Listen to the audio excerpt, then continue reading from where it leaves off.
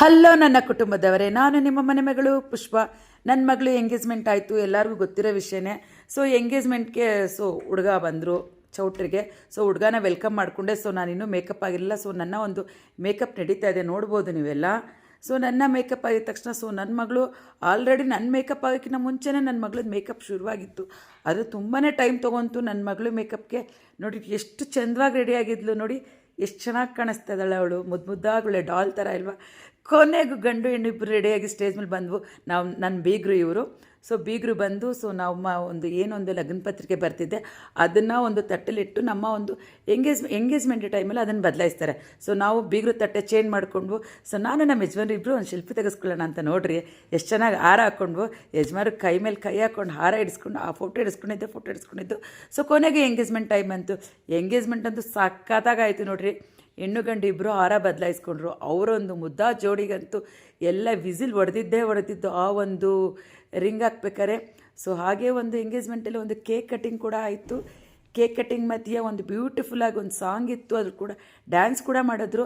ಹಾಗೆ ಅಲ್ಲಿ ಬಂದಿರೋ ಒಂದು ಮುತ್ತೈದರೆಲ್ಲ ಹೆಣ್ಣಿನ ಕಡೆಯವರು ಗಂಡಿನ ಕಡೆಯವರು ಇಬ್ಬರು ಸೇರಿ ಗಂಡು ಹೆಣ್ಣಿಗೆ ಕುಂಕುಮ ಇಟ್ಟು ಗಂಡಿಗೆ ಅಕ್ಷತೆ ಇಟ್ಟು ಹಾಗೆ ಮೊಟ್ಲೆಲ್ಲ ತುಂಬಿದ್ರು.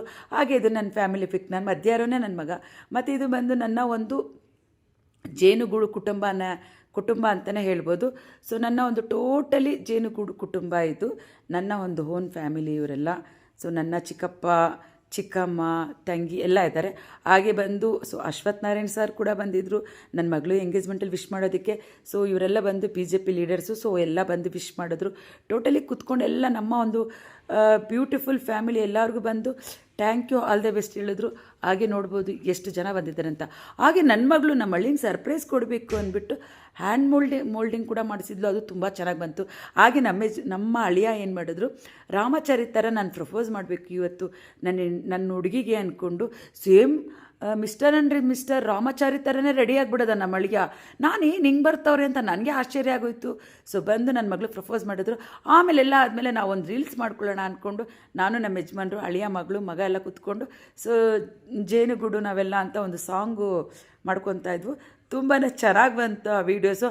ಆಮೇಲೆ ಮಗಳು ಇಬ್ಬರನ್ನೂ ಕೆಳಗಡೆ ಕರ್ಕೊಂಬಂದು ಬನ್ನಿ ಬೇರೆ ಬೇರೆ ಥರ ಸ್ಟೆಪ್ ಮಾಡೋಣ, ವೀಡಿಯೋಸ್ ಮಾಡ್ಕೊಳ್ಳೋಣ, ಈ ಥರ ಮಾಡೋಣ ಅಂದ್ಕೊಂಡು ನೋಡಿ ಮಗಳೇ ಸ್ಟೆಪ್ ಹೇಳ್ಕೊಡ್ತಾ ಇದ್ದಾಳೆ.